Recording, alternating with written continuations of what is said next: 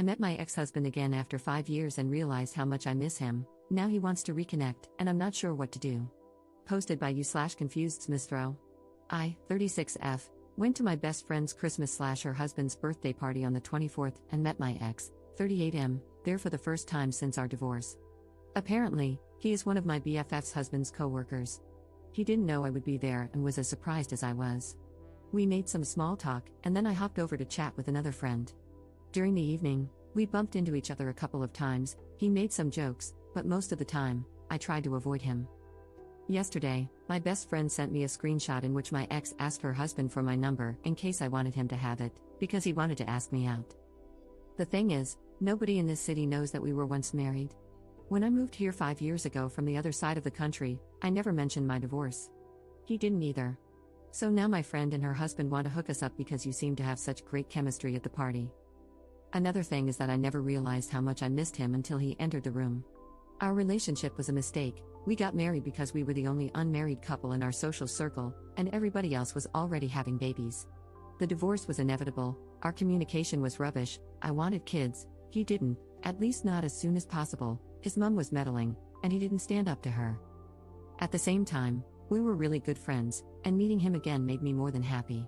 But I had a chat with my cousin, 32F, and her husband, who are spending Christmas and New Year's Eve with me, and they told me not to overreact. That feeling nostalgic about what could have been is natural during the holidays. So now I'm debating whether to meet him, talk to him, and be done for good, but the risk of catching feelings again is high. He did look better than 5 years ago and finally left his hometown to work for his dream business, something I told him to do years ago. Am I exaggerating or overreacting? What should I do? Update 20 days later. After posting, I really wanted to answer your comments, but I got distracted. However, I read them, thought about them, and applied some. This is what happened. Shortly after posting and before replying to my best friend's message, I ran into my ex at the supermarket. We had a short talk, everything was collegial, and since I didn't want to jump to conclusions without talking to him, we went for coffee afterward.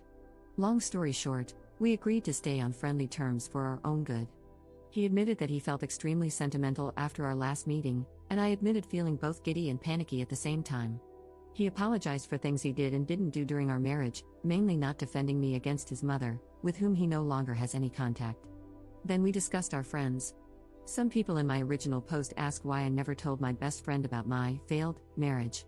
The reason is that, although she might be one of the kindest people I know, she is quite religious, I'm not, and extremely against divorce. In her eyes, you should sacrifice your happiness for the benefit of others, so getting a divorce is the coward's way out. To her, it means you don't deserve love. Her mother-in-law treats her like scum, and her husband stays quiet because she is glad that her mother-in-law gave her the most important thing in her life, so she endures the rants and boundary stomping. Telling her about my divorce would have resulted in one of two scenarios: A, she'd never talk to me again because I killed the idea of marriage, or B, she'd try to get me back with my husband. A few days ago, one of these scenarios happened. I had told her earlier that I wasn't interested in giving my ex my number. I already had. Neither she nor her husband knew, because I wasn't looking for a relationship. I actually am not. Last March, my last relationship ended due to his cheating and my unwillingness to forgive. She accepted that and invited me for brunch the next Saturday, one of our traditions. Sunday comes, and my ex calls me to ask whether I was going to my best friend's brunch. He had gotten an invitation. So we were both there, sitting next to each other, while my best friend and her husband tried their very best to get us interested in each other. It felt like a scene from a really bad movie, like that one in When Harry Met Sally when they go on a double date. Subtle remarks about what we have in common, hints about our compatibility, and poorly masked comments about my unsuccessful love life, until my best friend's husband said, "As far as I know my name, she would probably make a great wife. My mom likes her, best friend's mom loves her, she's every mother's dream." And my ex responded, "Well, my mother used to call her that woman and constantly pointed out all her shortcomings until I believed them. Actually, she even admitted to hating her. But in hindsight, she really was a great wife." Crickets. My ex and I looked at each other and burst out laughing, probably due to the pressure and extreme awkwardness of the situation. My best friend and her husband joined in. For a moment, they believed my ex was joking. Then my best friend said, "We are so sorry for pressuring you. It's just that we like you both and think you'd make a great couple." And my ex took out his effing phone, showed them a picture of our wedding day. Why the F was that even there? Because he had sent me some pictures that my dear ex-mother-in-law had withheld from me, and said, "We did." But it didn't work out, and we're friends now. Who wants to go to the cinema? Chaos ensued. Worldviews shattered. My best friend started crying. Her husband was flabbergasted. They asked us to leave so they could readjust. Yesterday, I spoke to my best friend on the phone and explained everything thoroughly: the abuse by my mother-in-law, the arguments, the incompatibilities, the mutual decision to end it, and my fear of telling her.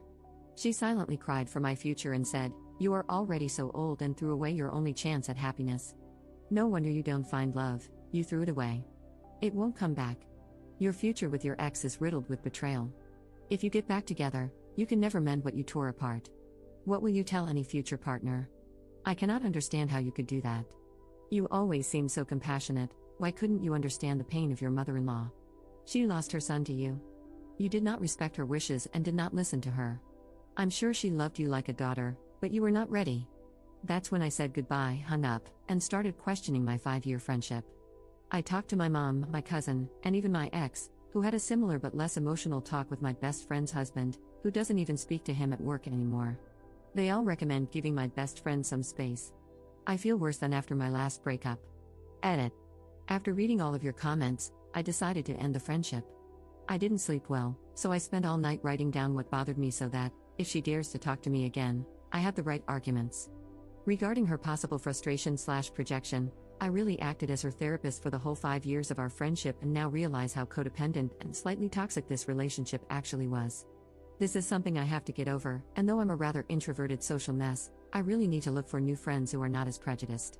I told one of my colleagues the Cliff's Notes version of the conflict, and she, divorced and remarried, told me to join her feminist knitting and sewing group, so yay, first step. X has a similar problem now. My friend's husband told their mutual friend group that X had loose morals and might be a bad influence. Because this is kindergarten, some of them blocked X on social media, some asked him what crime he committed, and only one told him that A, BF's husband is extremely overreacting, and B, he still wants to hang out with X no matter what. So we're now in the same find friends boat.